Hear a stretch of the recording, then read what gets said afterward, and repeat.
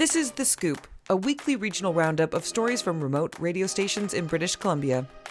Each week, The Scoop features news created by fellow LJI journalists in the communities of Smithers, Prince George, Nanaimo, Burnaby, and the Comox Valley.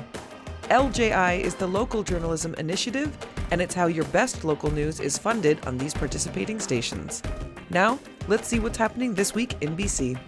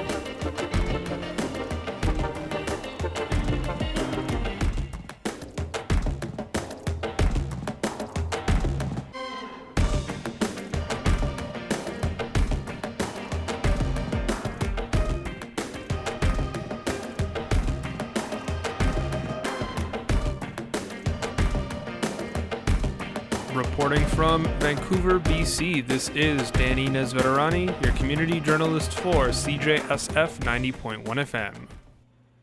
Space Lab in East Vancouver is an antique store that specializes in one-of-a-kind antiques for the home. Everything from typewriters, artwork, books, furniture, and most noticeably, when you walk into the space, audio equipment. Owner of Space Lab, Clint Morose, knows a lot about audio, and it became clear from our conversation that he wants to share that knowledge. Audio and design has been a passion of mine since I was a kid, but in any meaningful way, I was taking a set of speakers home I found on the side of on the curb with my skateboard when I was living in Calgary. There was a guy putting them out on the curb, and he's like, "These are amazing." I said, "I've never had these speakers like that before." He's like, "Well, you should take them." And I came back to pick up a second one because they're so freaking huge. He had an amplifier and a turntable sitting there. He said, "Take those too." So that sort of got me into the difference in quality between ghetto blaster and just your basic junky 1990s, 1980s home audio stuff. Morose has recently started a series of educational workshops at Space Lab, Audio 101. These sessions delve into the world of high-fidelity music and audio equipment, aiming to lower barriers to entry and make expert knowledge more accessible for newcomers to the scene. The motivation for these workshops came from an encounter Morose had with a customer at Space Lab. It came about because there's a couple things that have happened. I had a lady about a year and a half ago came in her 50s. We're talking an adult woman with a really high-paying job who's quite successful, and she went to one of the hi-fi places in town here, and she said she went to her car and she basically cried. So they treated her so poorly, and they basically tapped her on the head and said, "Hey, send your husband in, we'll take care of him." And she's like, "I'm an adult, this is pathetic." And she doesn't know that they treat everybody like that. A lot of these places, they're very gatekeepy. And then I've had people coming in with I felt really bad about that. So she came in, we had a good time, I told her about stereos, we had a whole process. I've had other people come in and say, "Hey, I'd like to learn, can you tell me?" And I figured maybe a bit more of a formal, not formal, a very casual introduction is a great sort of launch pad. But other things, like I was saying earlier, people coming in with a turntable saying it's broken because it doesn't make any sound, and not knowing you needed speakers and an amplifier. So there's a lot more foundational information that a lot of people are missing because I think they skipped a generation possibly. Maybe if we look at the way a 20-year-old is interacting with cassettes and, vinyl, there's a whole gap, an entire generation lacking of this whole system, this whole setup. During our conversation, Clint Morose also spoke about hi-fi audio and equipment as a hobby, one that he hopes to share through these workshops. The first value is potentially I can generate and expand my client base, but it's more about the hobby and people's interest in the hobby, because you go, like, there's listening bars are coming back online now.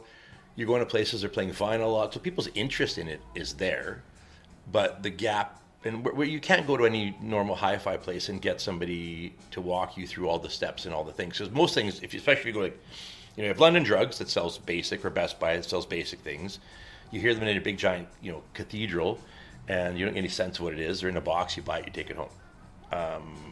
It's a lovely hobby, and there's a lot of stuff out there that people can access, like through relatives, family, friends, stuff in basements, stuff in garages. It's just a great hobby, and everybody should be part of it, because it's way more enjoyable this than not. Hook up your TV, hook up a streamer, connect your phone, connect your laptop. It looks cool, it's great decor, it sounds nice, it's got a lot of sincerity to it, and a lot of things have history. So for me, yeah, of course, I'd like to stay open, I'd like to be a viable business, so expanding my demographic is obvious, but I think having people who have an interest but don't have good access, it's just nice to be able to expand the hobby. I think everybody should, music is great. It's one of the greatest connectors we have. It's, it transcends race, gender, culture. You fire up like a streaming service and you get music from Africa you've never heard in your entire life. You can get, Balinese music. It's astounding the thing you can have access to now. He also emphasized how these workshops are low barrier and entirely free of cost for those who attend. Most anything, there's no bridges, the barrier, you generally have to come preloaded with a certain amount of knowledge and knowing what you're looking for. So I guess to simplify it, my goal in these things is give people, initially it's going to be for women, or people identify as women, and because they're traditionally really, really gate-kept in this. And over time, because I have many men who say, please, like, I need to do this too. And, couples, whatever. We have reel-to-reels, we have, cassette players. We can do introductions to all these things. Just go on forever. The audio workshops are currently being held. The next workshop is on May 3rd from 5 p.m. to 7 p.m., and the one after on May 10th. You can sign up for these workshops at spacelab.ticket.ca. That's spacelab.tickit.ca. This has been Danny Nesvaderani, your community journalist for CJSF 90.1 FM. This is Ian Gregg reporting for CFUR Radio's Due North on 88.7 FM. This initiative is made possible by the Community Radio Fund of Canada through the Local Journalism Initiatives program. Find our news stories online at frequencynews.ca or CFUR.ca. Today we're at the College of New Caledonia in Prince George, Clay-Tenay, speaking to President Cindy Heitman, who, appointed in November 2023, became the college's first female president and had the unfortunate happenstance to be at the helm of the organization when Canada's federal government announced a cap on international student study permits on January 22nd, 2024. That was expected to be an incremental measure, but instead it had an almost immediate result of international student enrollment across the country, including here at CNC, plummeting, resulting in budget shortfalls all over the place. Despite these challenges, on Friday, April 24th, College of New Caledonia released a press statement announcing a balanced budget for the 2026-27 fiscal year. Based on the language of the press release, I deduct that it was not an easy feat, but to start off, where can listeners get a hold of a copy of the budget? I imagine as the college's nonprofit entity, College is a registered charitable organization. It's publicly available somewhere. I just haven't found it yet. Yeah. So the budget will be posted on our website. If you go into the college and you say about the college, there's a section there where people can find it on our website, and we are required to post them. We are currently, making sure that we've got everything we need that we're required to have on there, but it will be posted. Okay, thank you. And cuts had to be made to balance the budget. In terms of layoffs, what's the breakdown of administrators laid off compared to faculty, compared to support staff, that kind of thing? Yeah, I think it's important to note that this is actually our second year of having a workforce reduction. We experienced a $7 million loss of revenue last year, and we had to make some decisions last year. We worked really, really hard to minimize as much as we can by looking at some of our non-salaried expenses, but we did see across the board about 10% from each employee group last year. This year, when we look at our enrollment has decreased significantly, and we're anticipating about 1,500 fewer students in the college. So when you have that many not here anymore, you need less services, you need less instructors, you'll need fewer everything, unfortunately. So the breakdown across the college, it's a little bit too early to tell an exact number. The layoff process does continue until the end of July in terms of our faculty, but we saw a significant drop in all areas. And I think at the end of the day, the overall workforce reduction will be approximately 80 positions, and many of those this year will be faculty positions, where last year was very few faculty positions. How many administrators are being laid off this year? This year, I think we saw a reduction of about 9 administrative positions, and that's on top of the administrative positions last year, all the way from sort of our middle management positions up to executive positions. Currently, there are open positions at CNC on CNC's job board, and while it's generally understood that an institution the size of the college has regular employee turnover, that's got to be managed. I noticed 2 associate deans are being hired. They're admin roles. How does the college defend the necessity of these 2, approximately $100,000 a year salaries during this period of austerity? Yeah. So these aren't new positions. These are positions that have been in existence since before my time. They have been filled by intern people who have agreed to fill those positions because they were vacant in a sudden way. So there are people currently in those positions, so they're not new positions. They're just positions to replace people who are already in those right now. That's within the School of Health Sciences, right? Yeah, within the School of Health Sciences. There's an emerging and potentially immediate demand for skilled workers in our provincial north as industrial projects are being approved regionally. Provincial government officials have made mention of this demand and the importance of sourcing skilled workers locally at events like the BC Natural Resources Forum. It sounds like, but has not been confirmed to my knowledge, that the provincial and federal governments are considering increasing funding to post-secondary institutions. With the inventory of staff left over after cuts and layoffs and so on, will there be enough faculty and support staff left over to deliver the courses and programming to meet the incoming demand? It's hard to predict, but what are your thoughts? Well, my thoughts are our faculty numbers are based on our enrollment. So if our enrollment goes up, we'll hire more faculty, and there's opportunity through the collective agreement process for recall. So people who've been previously laid off can come back into their positions. So all of our staffing is based on our actual enrollment. So if our enrollment goes up, we'll have people come back in. At this point, enrollment not predicted to increase to accommodate that? At this point, we are staffed for our current enrollment as of now. So we do predict seeing an increase in our trades, and we have received additional funding from the province for more skills training, which is lovely. The additional funding helps us pay for the existing seats we have, which trades are very, very expensive now. I want you to think about the price of metal compared to what it was even 10 years ago. So we're feeling like we are on more of a equal playing field with the price of offering trades programming. We did receive some funding to increase and have some additional seats, which will be wonderful for us to have. And it will help absorb some of the wait lists that we have at the moment. And I think within our faculty, we have people there to teach in those roles because we planned for them early enough. This is Ian Gregg reporting for CFUR Radio's Due North on 88.7 FM. This initiative is made possible by the Community Radio Fund of Canada through the Local Journalism Initiatives program. Find our news stories online at frequencynews.ca or CFUR.ca.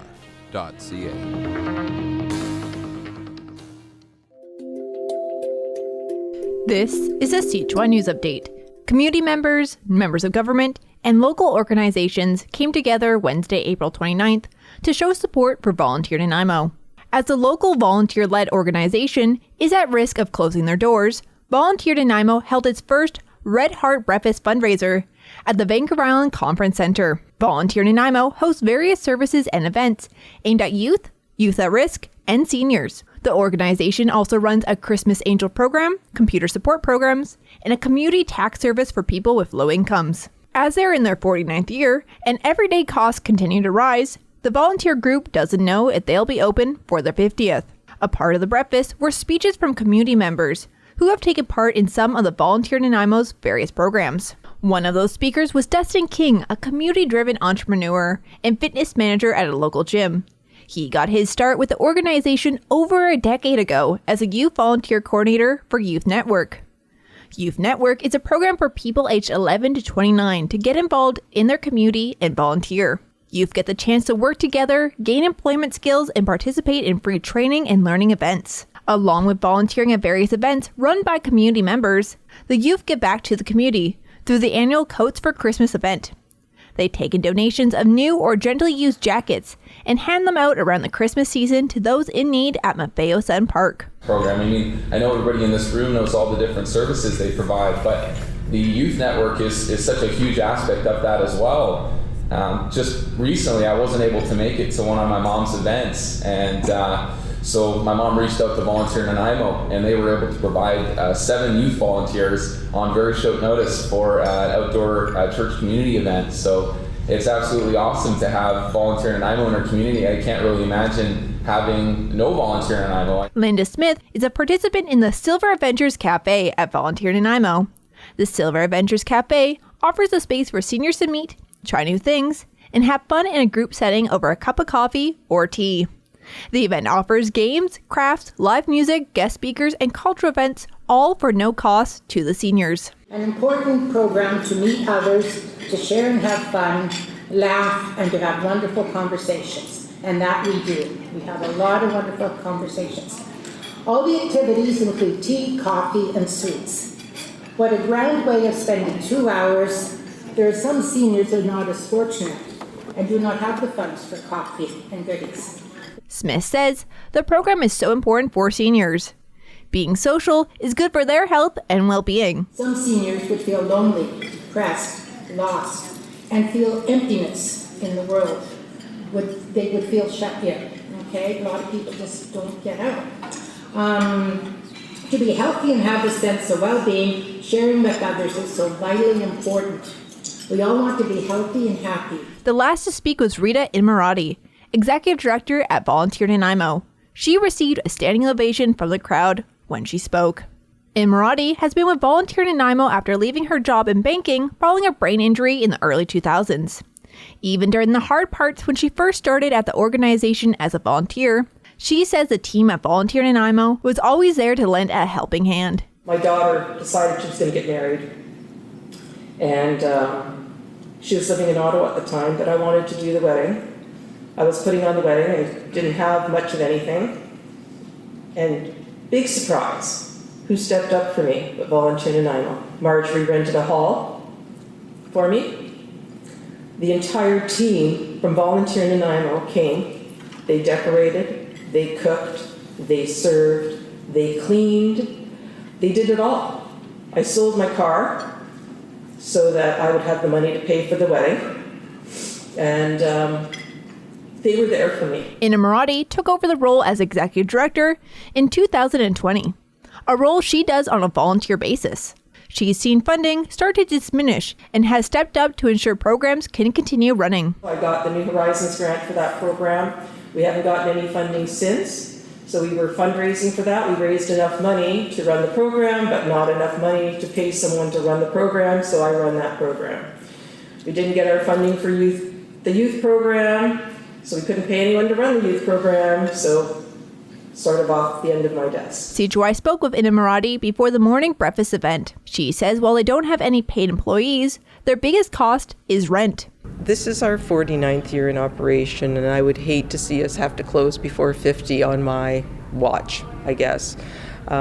So yes, we've been very lucky with the current property that we're in, we've been there since 2015, they were very generous over the years, but of course, like everything else, costs go up. We're still paying well below market for our space, so we are going to be able to stay there for sure another year. She says for all nonprofits, less money means more need, and everyone is vying for the same dollars. However, when you're writing grants have become more and more specific, very specified as to what you can spend money on. And that kind of thing is what really restricts growth, except in those pockets. She explains that while they may receive funding for something like their youth program, that the funding can be only used for that program and not other programs like the Silver Adventures Cafe. As costs continue to rise and funding decreases, Inamorati says they may have to look at how they can run some of their programs. She says the only way they would need to have to make changes is if they lose their current space. Inamorati says if they do leave their current place, Volunteer Nanaimo would survive, but how they run their program would look a lot different, and a lot more work would be placed on the volunteers who would need to find a new, low-cost place to run the programs. Because even the youth were concerned, when they saw the information going out, and it's like, does this mean we can't have art club anymore? Does this mean we can't do this? Does this mean... It will never mean that, because this is a tremendous community and people will step up. There's a lot of empty space in this town that we can utilize for the different events. And I think we'd go on. More information on Volunteer Nanaimo and their programming can be found on their website at volunteernanaimo.ca. For CJY News, this is Laura McKenzie. Today on CACK News, as the temperature climbs and crews across the province prepare for another fire season, we look at the climate and weather patterns that have brought us to this point and what we can expect in the coming months as we move out of the latest La Nina trend and move into the prevailing El Nino that could bring hotter, drier weather later this season and into 2027. Today, we chat with Brian Proctor, a meteorologist with Environment and Climate Change Canada, about what we've seen in the last few months and what we could expect in the coming weeks and months as we head into a warm spring and summer here in Northwest British Columbia. Stay with us. My name is Brian Proctor, and I'm a meteorologist with Environment Canada. Great, Brian. Thanks so much for being with us here on CACK News. Of course, over this past winter, we saw quite a bit of snow here in the region, mostly in the Alpine area, but also in the city of Prince Rupert. Some of the most snow that they've seen in the last couple of decades. And I'm curious to know if that's what has been trending over this last few months and what to expect in the coming months in the summer as we head into what has now been known as wildfire season. Yeah, we're definitely headed for wildfire season very quickly, unfortunately. But if we want to think about what we experienced over the winter, you pretty much hit it right on the head. We saw extensive snowfall in high alpine areas over much of the coastal mountains and stretching across the Bulkley Valley as well. And areas further to the north saw significant snowfall as well, whereas the southern half of the province was a complete contrast, where they saw much less snowfall for many of those areas. So the fact that there's snowpack over the southwest interior and the south coast mountains is very, very minimal, if it at all, at this point in time. So we really have that dichotomy between the northern half of the province and the southern half of the province. And as you said, Prince Rupert really was probably one of the largest indicators of that dichotomy or that difference between the two areas, where they saw that extensive snowfall from a couple of events in the Rupert area.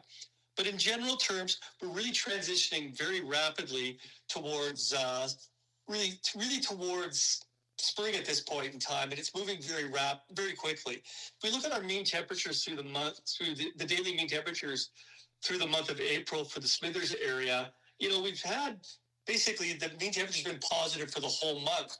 But in general terms, it's been a fairly, to the middle of the month, a fairly really slow melting kind of conditions for the Alpine, if I can put it that way. We've had daytime sort of mean temperatures floating in that sort of, variable amount between, sort of +2 and +6, +7 kind of idea for the first half of the month. And in the last bit of the month, we've seen them start to accelerate those daytime temperatures, where we're seeing almost the mean temperature now getting very close to the double digits at this point in time. And that kind of forecast is continuing for us. If we look at the forecast for Smithers this week, our daytime highs are getting somewhere up into that sort of upper teens, even potentially low 20s as we move into the weekend. And the overnight lows are getting back up into the sort of mid-single digits, if I can put it that way. So definitely warming is on the sort of trend for us at this point in time. And it looks like that's going to really hold through the middle of the first week of May at this point as well.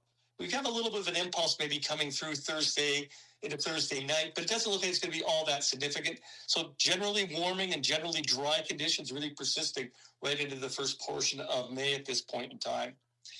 And then when we start looking at our seasonal forecast moving forward, so we get a little bit more of what's happening in May into June, it's really suggesting warm conditions are fairly likely for much of British Columbia, with a lot of that warmth being centered on the coastal mountains and probably fairly dry conditions. So, we've had that snowpack out there. It's probably a good news story from a fire weather point of view in the short term, but in the longer term, conditions look like they're drying and warming and potentially fairly impactfully. Yeah. I know that in the last couple of years here especially, we've seen this La Nina trend, cooler weather, more rain, more wetter conditions, but it seems like we're headed in the opposite direction again, back to this El Nino, and I've read and heard discussions of potentially a super El Nino. Is that something that the Weather Service is tracking, and what does that all mean? Well, really, it's an interesting question you asked. So what a La Nina is, it tends to produce cooler and wetter conditions across much of British Columbia, especially in the wintertime, from a La Nina point of view. And that's definitely what we saw last winter, where we saw, the area in the Smithers area, the Bulkley Valley, and even some of the coastal areas in the northern half of the province saw fairly significant amounts of snowfall and colder than normal temperatures. And we really transitioned out of La Nina really through the first portion of spring, and we're really into neutral conditions at this point in time, which is one reason why we're looking at probably a more normal kind of summer for us, maybe a little bit warmer than normal, but normal from a precip point of view. But what we're really monitoring that's potentially more impactful, I think, is it's really the El Nino that's really going to be sort of developing through the summer and strengthening as we move into fall and towards winter at this point in time. It has about a 25% chance of being very impactful El Nino, if I could put it that way. And if we look back on the period of record, we've had about 9 really impactful El Ninos between 1958 and 2026. This one looks like it's got about a 25% chance of being another impactful El Nino. And what that tends to mean and lead to is warmer than normal temperatures for the winter and reduced amounts of snowfall as well. So we're really setting things up as we transition from a fairly typical summer, if I can put it that way, into a strengthening El Nino in the fall and into the winter, and likely a much warmer winter than what we've experienced in the last year, and a much significantly reduced snowfall from what we saw last winter as well. So a complete contrast between that La Nina winter we have in the area and the El Nino winter we're likely having next winter. Okay, Brian, we'll leave it there for now, but thanks so much for giving us your time and your insight. No problem at all, sir. You have a good day. That's it for this week's Scoop. Catch us next week, Thursdays at 12 p.m. in Smithers, Thursdays at 4 p.m. in Burnaby, Fridays at 8 a.m. in Nanaimo, and weekdays at 7:30 in Prince George. The Scoop was made possible by funding from the Canadian government and the Local Journalism Initiative, a Community Radio Fund of Canada initiative.